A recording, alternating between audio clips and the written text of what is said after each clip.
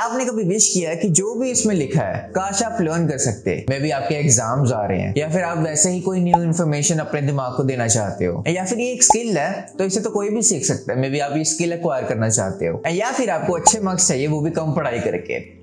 इस वीडियो में हम ऐसी ट्रिक्स को देखेंगे जिससे आप अपने आप को एक्चुअल में ऐसा डेवलप कर पाओगे जो बहुत चीजें जल्दी सीखता है। चाहे आप जैसे भी हो, चाहे आपको बुक खोलते ही नींद आने लग जाती है, या फिर आप पढ़ने तो लगते हो बट वो जो भी लिखा है आपके दिमाग के अंदर घुसता ही नहीं है, या फिर अगर घुसता भी है तो बहुत स्लो समझ आता है, आपको बार बार पढ़ना पड़ता है। तो इट डजंट मैटर कि आप कैसे हो, and also it doesn't matter कि आप स्कूल में हो या फिर जॉब कर रहे हो, क्योंकि ये एक स्किल है तो स्किल तो कोई भी सीख सकता है। तो चले फिर गेड़ी मारने नहीं है, वीडियो की तरफ बोल रहा हूँ। तो चलिए देखते हैं कि फर्स्ट पॉइंट क्या है। अभी आपको स्टॉप बोलना है, मैं ऐसे करूंगा एंड आप जो भी पेज पे मुझे बोलोगे मैं वहां पे स्टॉप होऊंगा, ठीक है?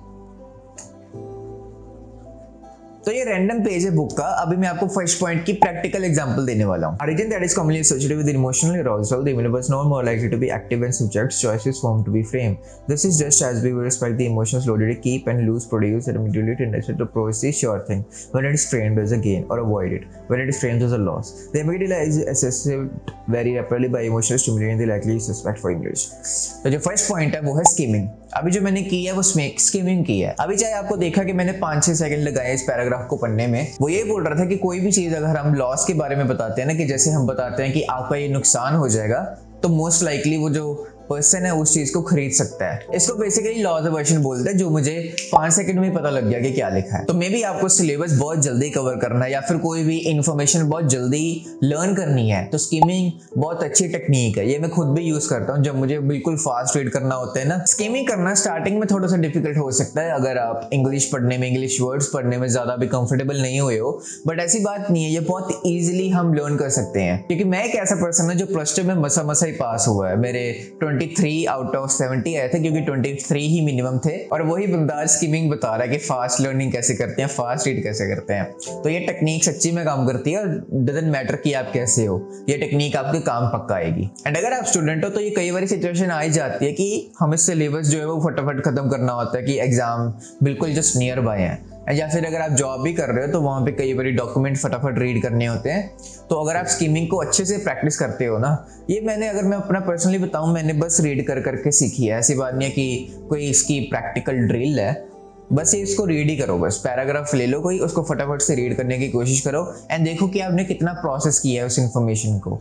तो जैसे जैसे आप देखोगे कि आपको पूरी बात समझ आ रही है जस्ट इन 5 सेकेंड्स। हाथी ने हीरा लिया और उसकी बहन और बापू छत पर जाते हैं और नाली में से ऊन और फूल निकालते हैं एंड आसमान नीला था।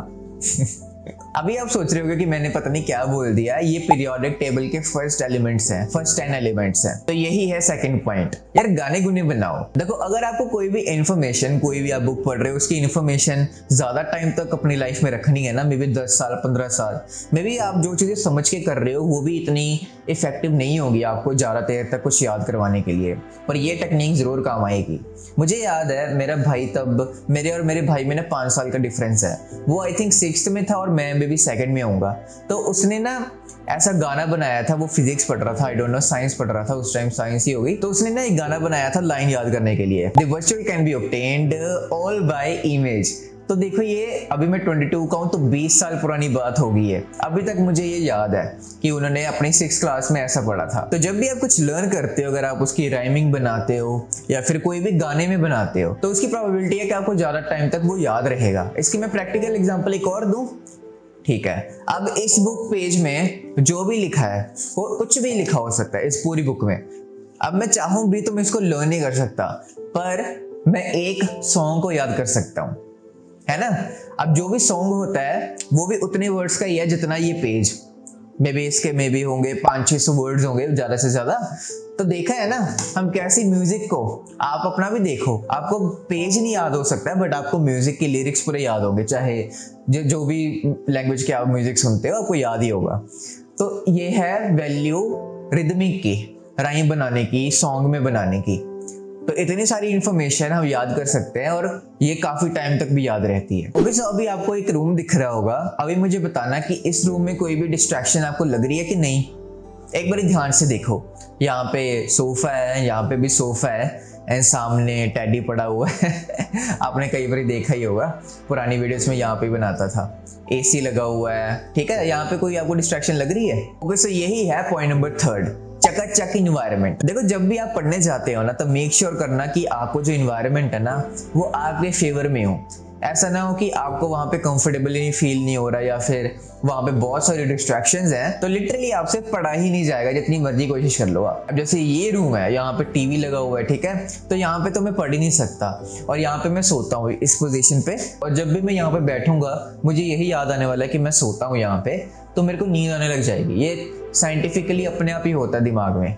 बट अगर मैं उस रूम में जाता हूँ जो मैंने दिखाया था, वो इसके बाहर है रूम, तो वहां पे मैं जाता हूँ ना, तो मैं एंटर करते ही बिल्कुल फोकस्ड हो जाता हूँ कि अब मुझे पता है कि क्या करना है, मुझे रीड करना है। और यहाँ पे मैं इतना अच्छे से पढ़ पाता हूँ ना, इतना फोकस्ड पढ़ पाता हूँ, इतनी जल्दी से मुझे इंफॉर्मेशन याद होती है, क्योंकि वो वर्क करने का मेरा रूम है। उस वहां पे एंटर करके मैंने कभी भी टाइम पास नहीं किया कि मैं फोन चला रहा हूँ, ठीक है, या फिर मैं सो रहा हूँ। वहां पे मैंने आदत नहीं डाली। तो एक रूम आपको ऐसा रखना पड़ेगा जहाँ पे बिल्कुल ही आप फोकस्ड वो करते हो, एंड ये आराम चिल करने के लिए, मजे मारने के लिए ये रूम रख रहे हो कोई भी। तो अभी तक कैसी लग रही है वीडियो? हाँ, अगर अच्छी लग रही है तो सब्सक्राइब कर सकते हो। अगर आप ध्यान से देखोगे, मैं आपको दिखाता हूँ, आपको ऐसे दिख रहा है ना, तो ये देखो लिखा हुआ है, हाईलाइट किया हुआ है, और ये पर्चियां सी लगाई हुई हैं, ठीक है। हर एक पेज में आपको ऐसा गंद मिलेगा।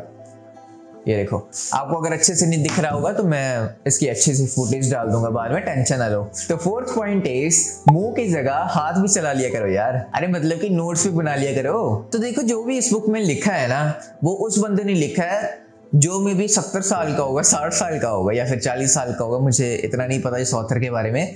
पर ये नॉलेज जो है, जो इन्फॉर्मेशन है, वो 50 साल पुरानी तो है ही, इतना मैं श्योर हूँ। तो अब इस पेज में जो भी लिखा होगा, जैसे कि ये पेज है, तो इसने जो भी एग्जाम्पल लिखे होंगे, ऑथर ने जो भी एग्जाम्पल लिखे होंगे, वो 50 साल पुराने हैं और उसके स्टैंड पॉइंट से है। बट हमें कैसे समझ लगेगा कि इसमें जो लिखा है वो हमारे किस काम का है? मेन मेरा कहने का मतलब ये है कि उसने अपने वर्ड्स में लिखा है, मे बी उस टाइम पे उसको लगा कि हाँ लोग रिलेट कर पाएंगे। बट आज के टाइम पे अगर मैं रीड कर रहा हूँ या फिर कोई भी करेगा तो रिलेट हो ही नहीं पाएगा।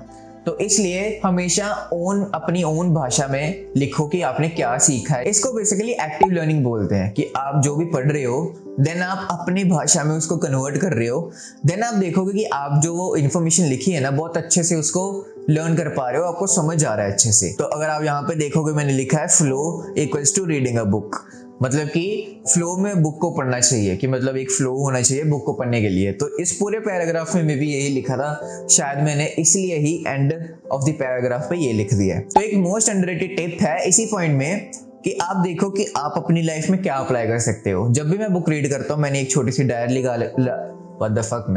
लगा रखी है, तो वहां पे आपको दिख रहा होगा कि मैंने ऐसे पॉइंट्स लिखे हुए और मैं डेली अप्लाई करता हूँ, यहाँ पे चेक लगाता हूँ। तो अब जब ये चीजें आप करोगे ना कि मैं ये अपनी लाइफ में कहाँ अप्लाई कर सकता हूँ, तो आपको वो और इन्फॉर्मेशन रिटेन होगी। अब चाहे मैथ्स की बात कर लो, साइंस की बात कर लो, कुछ ना कुछ तो आप अप्लाई कर ही सकते हो, और कुछ केसेस में नहीं होगा तो उन केसेस में बाकी ट्रिक्स अप्लाई कर सकते हो। 5th ट्रिक है पोमोग्रेनेट टेक्निक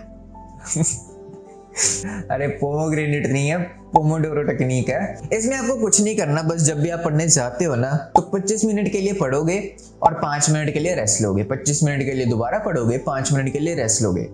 इससे आप ज्यादा टाइम तक पढ़ पाओगे, क्योंकि मैं अगर अपने प्रैक्टिकल एक्सपीरियंस से बताऊं ना, तो जब भी मैं आधा घंटा पढ़ लेता हूँ ना, आधा 35 मिनट्स, तो ये अपनी लिमिट होगी आपकी, तो मेरी लिमिट रीच होने लग जाती है।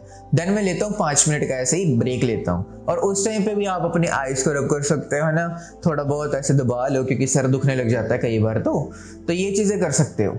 ये नहीं कि आप फोन चलाने लग गए, क्योंकि उससे आपको फिर डोपामिन मिलने लग जाएगा, आपका वापस आने को मन नहीं होगा। एंड कई बार ऐसा होता है ना कि हम पढ़ रहे हैं, हमारा सर हैवी होने लग जाता है कि हमने बहुत सारा इंफॉर्मेशन रिटेन कर लिया है, तो तब ये पॉइंट काम आएगा। तब आपको बस 5 मिनट की रेस्ट लेनी है, दोबारा अपना पढ़ाई पे फोकस करो। बेसिकली आपको कभी भी बर्नआउट नहीं होगा अगर आप ये ट्रिक को समझ जाते हो। ये ट्रिक थोड़ी सी क्लीशे लग सकती है, बट ये एक्चुअल में वर्क करती है।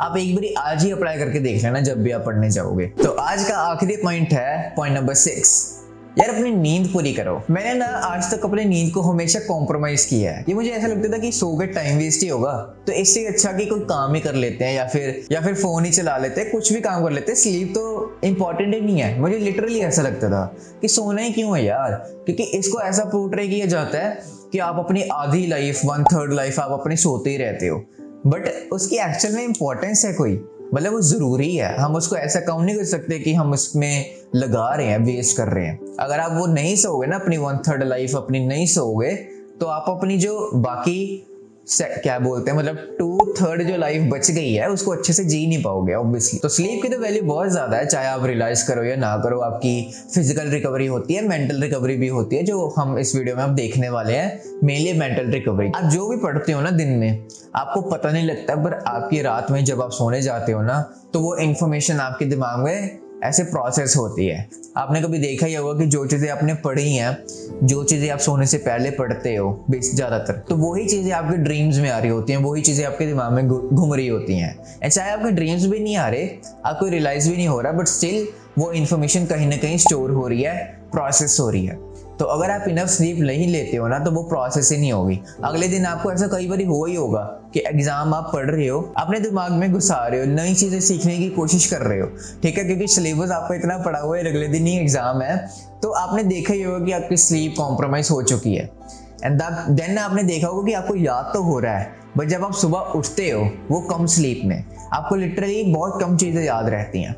वो इसी की वजह से, क्योंकि कुछ प्रोसेस ही नहीं हुआ। आप धड़ाधड़ चीज़ें अपने दिमाग में घुसाते रहे, बट उससे होगा कि एक्चुअल में आप सिर्फ अपनी सेटिस्फेक्शन के लिए पढ़ रहे हो कि हाँ मैंने इस पे निगाह मार ली है माड़ी जी। तो इसलिए स्लीप बहुत इंपॉर्टेंट है अपनी, आपको पता ही है यार, ये तो बहुत क्लीशे है ना, बट स्टिल आपको मैंने बता दिया कि कहाँ पे इंफॉर्मेशन स्टोर करने के लिए ये कहाँ पे वर्क आती है। तो आपको स्लीप की क्वांटिटी तो पता ही है, क्वांटिटी जो भी है, आपको नंबर तो पता ही है ना, 8 से 9 घंटे आपको स्लीप लेनी चाहिए, तभी आपकी इन्फॉर्मेशन जो भी पढ़ रहे हो वो स्टोर होगी, प्रोसेस होगी आपके दिमाग में, एंड आगे कुछ पल्ले बढ़ेगा। नहीं तो कुछ याद नहीं रहने वाला, सुबह उठते ही भूल जाओगे। मैं फटाफट से समराइज कर देता हूँ। स्किम करना है जिससे हम फास्ट रीड कर सकते हैं, गाने गुने बनाने हैं सो दैट हम उस चीज को ज्यादा टाइम तक याद रख सकें, चका इन्वायरमेंट बनाना है सो दैट कोई डिस्ट्रैक्शंस ना हो और हम फोकसली पढ़ सकें। मुंह के साथ साथ हाथ भी चलाने हैं, मतलब कि नोट्स बनाने हैं, अपनी भाषा में चीजें लिखनी है।